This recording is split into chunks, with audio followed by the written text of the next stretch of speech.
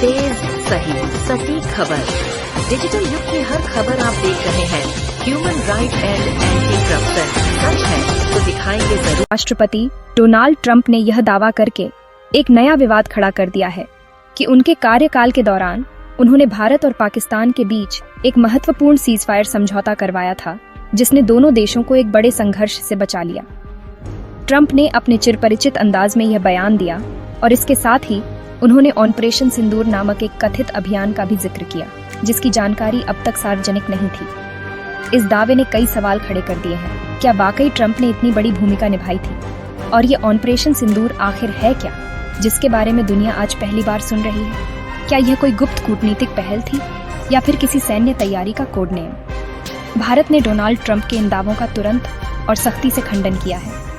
भारतीय विदेश मंत्रालय ने स्पष्ट किया है कि भारत और पाकिस्तान के बीच सीज फायर या किसी भी अन्य द्विपक्षीय मुद्दे पर किसी तीसरे पक्ष की कोई भूमिका नहीं रही है। भारत ने हमेशा अपने पड़ोसियों के साथ मुद्दों को द्विपक्षीय रूप से हल करने की नीति अपनाई है। ऑपरेशन सिंदूर के जिक्र ने इस मामले को और भी रहस्यमय बना दिया है। विश्लेषकों का मानना है कि ट्रंप का यह बयान उनके अपने राजनीतिक हितों से प्रेरित हो सकता है, लेकिन इसके अंतर्राष्ट्रीय कूटनीति पर पड़ने वाले प्रभावों को नजरअंदाज नहीं किया जा सकता। यह देखना महत्वपूर्ण होगा कि पाकिस्तान इस पर क्या प्रतिक्रिया देता है और इस ऑपरेशन सिंदूर की गुत्थी कैसे सुलझती है, जिसकी परतें अब धीरे धीरे खुलने की संभावना है। प्रधानमंत्री नरेंद्र मोदी आज मध्य प्रदेश की राजधानी भोपाल के दौरे पर रहे, जहां उनका मुख्य ध्यान महिला सशक्तिकरण और राज्य के विकास पर केंद्रित था। प्रधानमंत्री ने भोपाल में आयोजित एक विशाल महिला सशक्तिकरण महासम्मेलन को संबोधित किया, जिसमें हजारों की संख्या में महिलाएं और स्वयं सहायता समूहों की सदस्य उपस्थित थीं। अपने संबोधन में प्रधानमंत्री ने नारी शक्ति की भूमिका को रेखांकित करते हुए कहा कि महिलाएं ही नए भारत के निर्माण की धुरी हैं। उन्होंने सरकार द्वारा महिलाओं के उत्थान के लिए चलाई जा रही विभिन्न योजनाओं, जैसे बेटी बचाओ बेटी पढ़ाओ, उज्ज्वला योजना और मुद्रा योजना के तहत महिला उद्यमियों को मिल रहे लाभों का विस्तृत विवरण दिया। इस महासम्मेलन को महिला सशक्तिकरण की दिशा में एक महत्वपूर्ण कदम माना जा रहा है। अपने भोपाल दौरे के दौरान प्रधानमंत्री मोदी ने कई महत्वपूर्ण विकास परियोजनाओं का भी उद्घाटन और शिलान्यास किया। इनमें शहरी विकास, जल आपूर्ति और अधोसंरचना से जुड़ी परियोजनाएं शामिल हैं, जिनका उद्देश्य भोपाल और आसपास के क्षेत्रों में जीवन स्तर को बेहतर बनाना है। विशेष रूप से महिला सुरक्षा को लेकर भी प्रधानमंत्री ने अपनी प्रतिबद्धता दोहराई और राज्य सरकार द्वारा उठाए जा रहे कदमों की सराहना की। इस दौरे के दौरान सुरक्षा के कड़े इंतजाम किए गए थे और प्रधानमंत्री ने विभिन्न योजनाओं की लाभार्थी महिलाओं से भी संवाद किया, उनके अनुभवों को जाना और उन्हें भविष्य के लिए शुभकामनाएं दी। ये दौरा न केवल मध्य प्रदेश बल्कि पूरे देश में महिला केंद्रित विकास के प्रति सरकार की गंभीरता को दर्शाता है। झारखंड एकेडमिक काउंसिल ने आज 31 मई 2025 को 12वीं कक्षा के विज्ञान और कॉमर्स स्ट्रीम के नतीजों की घोषणा कर दी है, जिससे लाखों छात्रों और उनके अभिभावकों का लंबा इंतजार आखिरकार खत्म हो गया है। ये नतीजे झारखंड एकेडमिक काउंसिल की आधिकारिक वेबसाइट पर उपलब्ध करा दिए गए हैं। छात्र अपने रोल नंबर और रोल कोड का उपयोग करके अपने परीक्षा परिणाम देख सकते हैं। इस वर्ष भी पिछले वर्षों की भांति छात्रों में अपने प्रदर्शन को लेकर काफी उत्सुकता और थोड़ी घबराहट भी देखी गई। शिक्षा विभाग के अधिकारियों ने प्रेस कॉन्फ्रेंस के माध्यम से नतीजों की घोषणा की और सफल छात्रों को बधाई दी। इस साल झारखंड बोर्ड की 12वीं की विज्ञान और कॉमर्स की परीक्षा में लगभग 2.5 लाख से अधिक छात्र छात्राएं शामिल हुए थे। नतीजों की घोषणा दोपहर लगभग 2 बजे की गई, जिसके बाद आधिकारिक वेबसाइट पर ट्रैफिक काफी बढ़ गया। काउंसिल ने छात्रों की सुविधा के लिए अन्य रिजल्ट पोर्टल्स पर भी परिणाम उपलब्ध कराए हैं। पिछले वर्ष के मुकाबले इस वर्ष उत्तीर्ण प्रतिशत में मामूली सुधार देखा गया है और कई छात्रों ने उत्कृष्ट प्रदर्शन करते हुए राज्य का नाम रोशन किया है। अब इन नतीजों के आधार पर छात्र अपने आगे की उच्च शिक्षा की दिशा तय करेंगे और विभिन्न विश्वविद्यालयों तथा कॉलेजों में प्रवेश प्रक्रिया जल्द ही शुरू होने की उम्मीद है।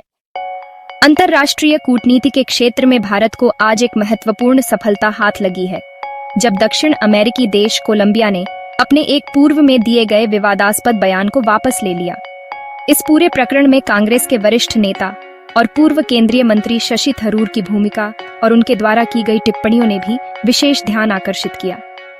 मामला कुछ दिन पूर्व कोलंबियाई सरकार के एक प्रतिनिधि द्वारा दिए गए एक ऐसे बयान से जुड़ा था जिस पर भारत ने कड़ी आपत्ति जताई थी। इस बयान की प्रकृति संवेदनशील थी और यह भारत की आंतरिक नीतियों या संप्रभुता से संबंधित किसी पहलू पर नकारात्मक टिप्पणी के रूप में देखा गया था, जिससे दोनों देशों के बीच गलतफहमी पैदा होने की आशंका थी। शशि थरूर, जो अपनी अंतर्राष्ट्रीय समझ और कूटनीतिक अनुभव के लिए जाने जाते हैं, ने इस मुद्दे पर समय रहते अपनी प्रतिक्रिया व्यक्त की थी और भारत के पक्ष को मजबूती से रखा था। उनके विश्लेषण और सार्वजनिक मंचों पर दिए गए तर्कों ने कहीं न कहीं कोलंबियाई पक्ष पर पुनर्विचार के लिए दबाव बनाया होगा। आज कोलंबिया द्वारा आधिकारिक तौर पर उस बयान को वापस लेना और स्थिति को स्पष्ट करना भारत की एक बड़ी कूटनीतिक जीत मानी जा रही है। यह घटना दर्शाती है कि कैसे सधी हुई कूटनीति और प्रभावी संवाद के माध्यम से अंतर्राष्ट्रीय स्तर पर भारत अपने हितों की रक्षा करने में सक्षम है और कैसे अनुभवी राजनेताओं की अंतर्दृष्टि ऐसे मामलों में महत्वपूर्ण साबित हो सकती है। इंडियन प्रीमियर लीग यानी आईपीएल के रोमांचक सफर में मुंबई इंडियंस ने एक और महत्वपूर्ण पड़ाव पार कर लिया है। कल रात खेले गए कांटे के मुकाबले में मुंबई इंडियंस ने शानदार प्रदर्शन करते हुए जीत दर्ज की और आईपीएल के क्वालिफायर 2 में अपनी जगह पक्की कर ली है। ये मैच टीम के लिए करो या मरो जैसा था और खिलाड़ियों ने दबाव में बिखरने के बजाय एकजुट होकर बेहतरीन खेल दिखाया। इस जीत के साथ ही मुंबई इंडियंस अब फाइनल में पहुंचने से सिर्फ एक कदम दूर है और उनके प्रशंसकों में उत्साह की लहर दौड़ गई है। टीम के कप्तान रोहित शर्मा ने एक बार फिर अपनी नेतृत्व क्षमता का परिचय दिया और महत्वपूर्ण समय पर सूझबूझ भरी कप्तानी की। मैच के हीरो रहे कप्तान रोहित शर्मा, जिन्होंने बल्ले से महत्वपूर्ण योगदान दिया, और उनके साथ सलामी बल्लेबाज जॉनी बेयरस्टो ने भी अपनी टीम के लिए तूफानी पारी खेली, जिसने मैच का रुख बदल दिया। गेंदबाजों ने भी कसी हुई गेंदबाजी करते हुए विपक्षी टीम को बड़ा स्कोर बनाने से रोका। मुंबई इंडियंस की फील्डिंग भी आज उच्च स्तर की रही, जिसमें कुछ बेहतरीन कैच और रन आउट देखने को मिले। अब क्वालिफायर 2 में उनका मुकाबला एक और मजबूत टीम से होगा और यह देखना दिलचस्प होगा कि क्या मुंबई इंडियंस इस चुनौती को पार कर फाइनल में अपनी जगह बना पाती है या नहीं। यह जीत टीम के आत्मविश्वास को निश्चित रूप से बढ़ाएगी। विश्व के 7 अजूबों में शुमार और भारत की शान ताजमहल की सुरक्षा को और भी पुख्ता करने के लिए एक महत्वपूर्ण कदम उठाया गया है। आगरा स्थित ताजमहल परिसर और उसके आसपास के संवेदनशील क्षेत्र को अनधिकृत ड्रोन गतिविधियों से बचाने के लिए एक अत्याधुनिक एंटी ड्रोन सिस्टम तैनात किया गया है। यह फैसला हाल के दिनों में महत्वपूर्ण स्थलों पर ड्रोन से उत्पन्न होने वाले संभावित खतरों को देखते हुए लिया गया है। ताजमहल, जो न केवल एक ऐतिहासिक धरोहर है बल्कि लाखों पर्यटकों के आकर्षण का केंद्र भी है, उसकी सुरक्षा सरकार की सर्वोच्च प्राथमिकताओं में से एक रही है और यह नई तैनाती इसी दिशा में एक ठोस प्रयास है। यह एंटी ड्रोन सिस्टम कई खूबियों से लैस है। यह न केवल किसी भी संदिग्ध ड्रोन को काफी दूरी से पहचान सकता है, बल्कि उसे निष्क्रिय करने की भी क्षमता रखता है। इसमें लगी उन्नत रडार तकनीक और इलेक्ट्रो ऑप्टिकल सेंसर किसी भी छोटे से छोटे ड्रोन की गतिविधि को पकड़ सकते हैं। खतरे का पता चलते ही यह सिस्टम या तो ड्रोन के संचार को जाम कर सकता है, जिससे वह दिशाहीन हो जाए, या फिर उसे सुरक्षित तरीके से नीचे उतारने या नेट के जरिए पकड़ने में सक्षम है। इस तकनीक के इस्तेमाल से ताजमहल की हवाई निगरानी और सुरक्षा को एक नया आयाम मिला है, जिससे किसी भी प्रकार की नापाक कोशिश को विफल किया जा सकेगा और इस अनमोल विरासत को सुरक्षित रखा जा सकेगा।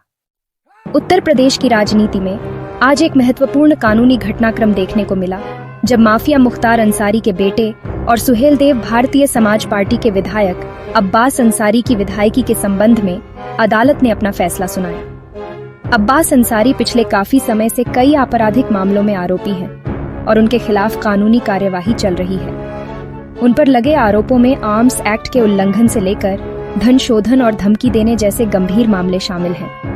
इन मामलों के चलते उनकी विधानसभा सदस्यता पर लगातार तलवार लटक रही थी और आज का दिन उनके राजनीतिक भविष्य के लिए निर्णायक साबित हो सकता था। अदालत ने आज इस मामले पर सुनवाई पूरी करते हुए अपना निर्णय दिया, जिसमें अब्बास अंसारी की विधायकी को लेकर स्थिति स्पष्ट हुई है। अदालत ने अब्बास अंसारी को दोषी पाते हुए या उनके खिलाफ चल रहे मामलों की गंभीरता को देखते हुए उनकी विधानसभा सदस्यता को तत्काल प्रभाव से रद्द करने का आदेश दिया है। इस फैसले के बाद उत्तर प्रदेश की सियासत में हलचल तेज हो गई है और अब्बास अंसारी के लिए यह एक बड़ा झटका माना जा रहा है। उनके पास अब ऊपरी अदालतों में अपील करने का विकल्प खुला है, लेकिन फिलहाल उनकी विधायकी समाप्त हो गई है। पूर्वोत्तर राज्य मणिपुर में पिछले कुछ समय से जारी अशांति और कानून व्यवस्था की बिगड़ती स्थिति के बीच अब राष्ट्रपति शासन लगाने की मांग जोर पकड़ने लगी है।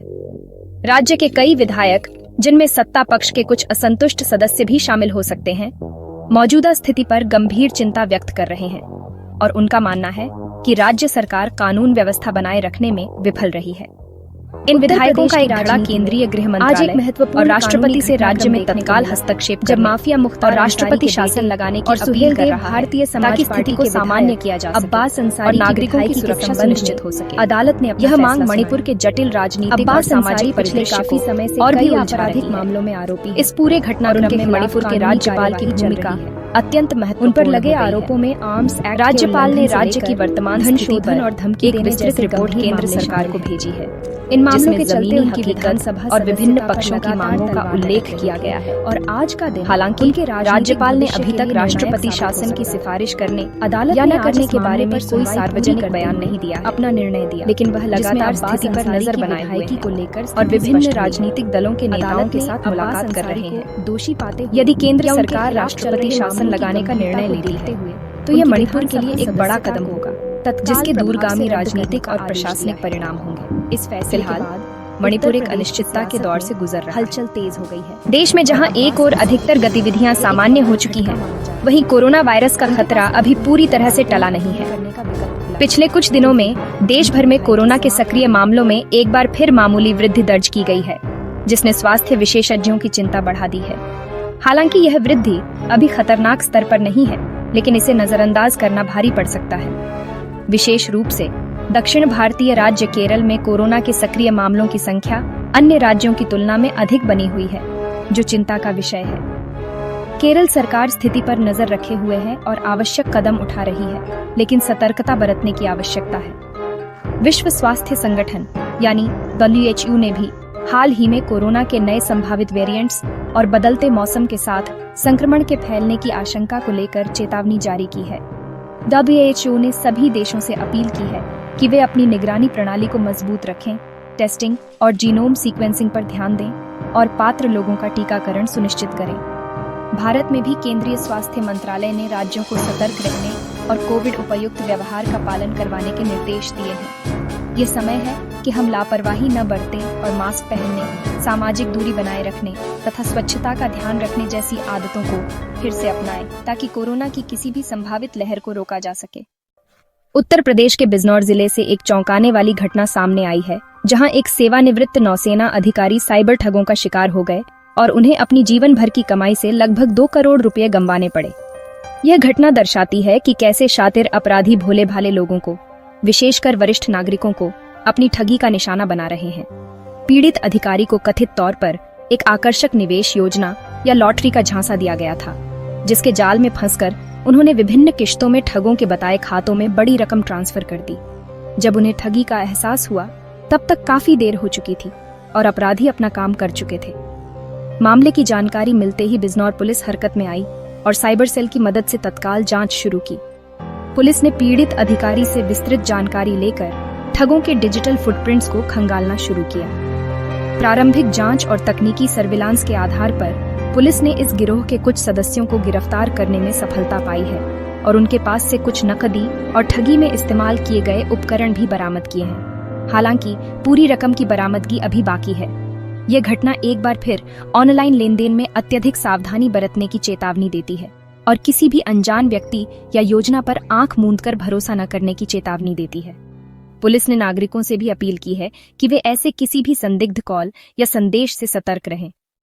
ये थीं आज 31 मई 2025 की 10 प्रमुख खबरें, जिनका हमने आपके साथ मिलकर विश्लेषण किया।